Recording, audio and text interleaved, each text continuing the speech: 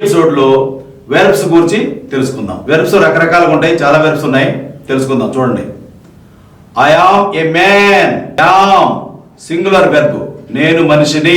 They are men, వారు మనుషులు.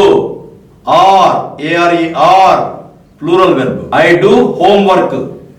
Do plural verb. He does homework. Does singular verb. I can do that work. Both singular plural verb గా can వాడబడుతుంది. కొన్ని verbs singular అవే ఉంటాయి, plural కూడా అవే ఉంటాయి. Can singular verb, plural verb. They can do that work. Can అనేది singular, plural verb కూడా. She has a pen. Has singular verb. I have a pen. Have plural verb. You must work hard singular verb గా must వాడచ్చు, plural verb గా కూడా must ని వాడచ్చు. దానికి separation ఉండదు. కొన్ని వెర్బ్స్ ఎప్పుడు ప్లూరల్ గా వాడచ్చు, సింగులర్ గా కూడా వాడచ్చు. కాబట్టి వాటికి సింగులర్ ప్లూరల్ ఉండవు. కొన్ని వెర్బ్స్ కి ఉండవు. కొన్ని వెర్బ్స్ సింగులర్ లో ఒక రకంగా ఉంటాయి, ప్లూరల్ లో ఒక రకంగా ఉంటాయి. He was a champion. Was singular verb. They were the champions. Were plural verb. She cuts the knot. Cuts singular verb. They cut the knot. Cut plural verb.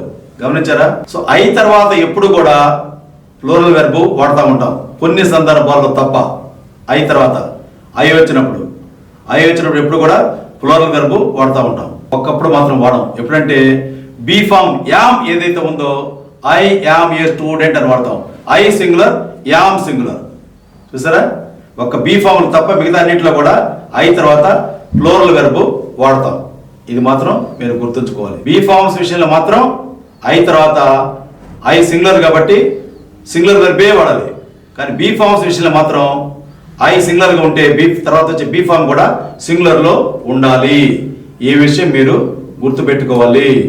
English లో noun కి yes కలిపితే plural అవుద్ది, verb కి yes కలిపితే singular అవుద్ది. ఈ విషయం మీరు బాగా గుర్తుంచుకోండి.